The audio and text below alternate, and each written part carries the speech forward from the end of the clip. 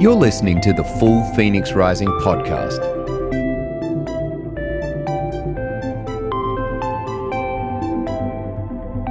A church as a positive disruption for good.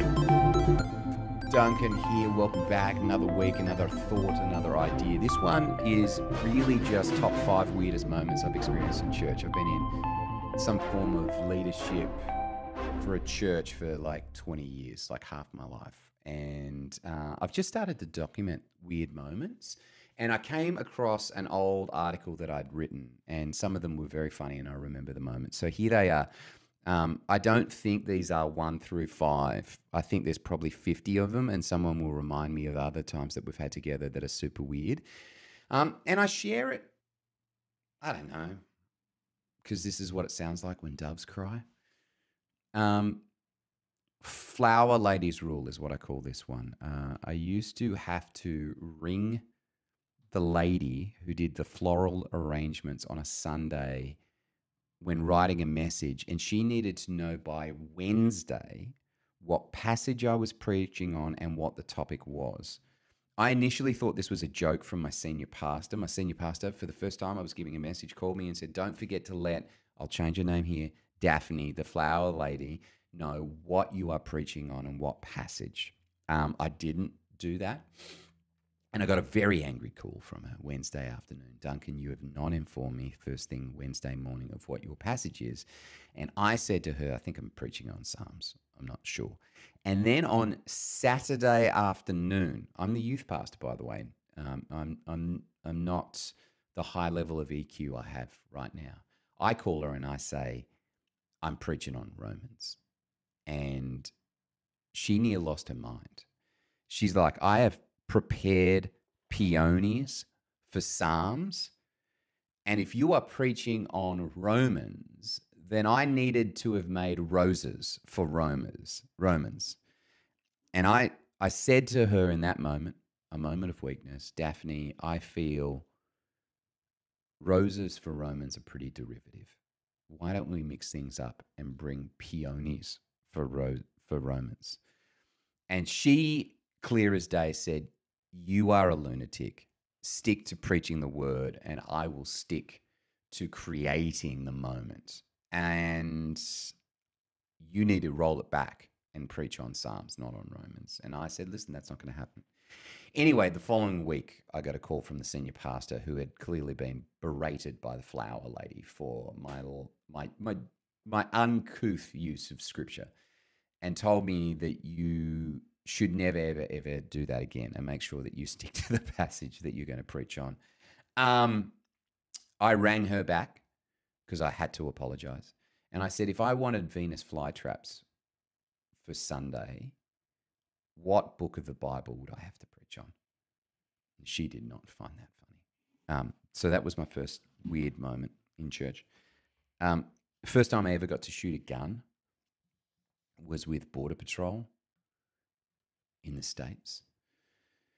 I mentioned one time on a Sunday that I'd never shot a gun when I was working in the USA, and I had 2 very large, very physically competent humans come up to me on a Sunday and say, "Dunk, you've never shot a gun. We would love to be the people who take you out to shoot a gun. Be ready this afternoon. We're going out."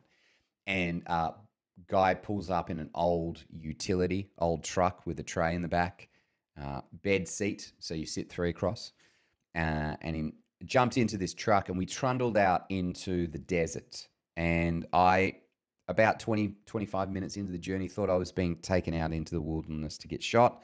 They all had a laugh about that. Bear in mind, I looked like a small 6-year-old child sitting between 2 grown men on this journey. And we arrived at this area which had clearly been, was used regularly for shooting. Not a gun range like we have here in Australia, not strict gun laws like we do here in Australia, but just in the desert, random spot in the desert. There was this little U-shaped amphitheater. We jump out of the truck, and the guy throws the cover off the tray in the back of the truck, and there are giant, life-size cutouts of Disney princess characters. And he sets it up as a tactical range, And then we had about 30 guns that we could have shot. So we had tactical pump action shotguns. We had 30 odd 30s. We had 22s scoped. And we just spent all afternoon shooting Disney princess cutout characters. And one of the great moments of my USA experience, right up until the moment where I went to shoot a saguaro cactus, which I did not realize in the USA is a significant offense.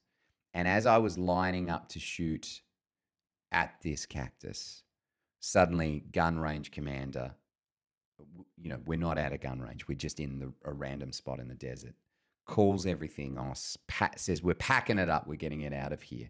How dare you, Duncan, point your gun towards the saguaro cactus? And so for 25 minutes, I sat between two fully grown men who, as we drove in silence back to civilization. Side note, if you are an Australian visiting the United States of America, do not point your gun towards a saguaro cactus. Americans do not find that funny. That was the second weirdest moment, also funnest moment. Our RAV4 is not a full-size SUV. Had a chance, again, coming out of the United States, to fly to Fiji to do a mission trip with 4 delightful middle-aged American ladies, probably in their 50s or 60s. We arrived in Fiji first thing in the morning, and our missions pastor had lined up a full-size four-wheel drive. Now, bear in mind, we were carrying 2 full-size suitcases each. So there was 10 suitcases, 5 humans, and it was monsoonal rains in Nandi, where we touched down in Fiji. We got to the car rental place, and they said, yes, sir, your full-size SUV is waiting for you. It was a RAV4 for 5 humans and 10 bags.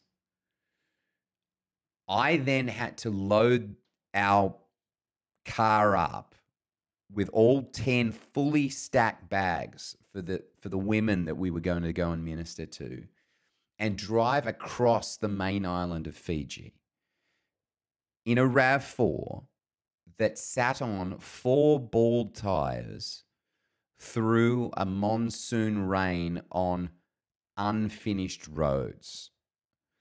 I've never been so close to Jesus in all my life. And 6 hours later, we arrived at our destination, and the missions pastor called me. And for the first time, I used the F-bomb in the United States of America when speaking to the pastor. I said to him, I've had the most harrowing, effed up day I could have possibly experienced while looking after 4 of my mums. Don't call me again. I'll speak to you when I'm back in Phoenix.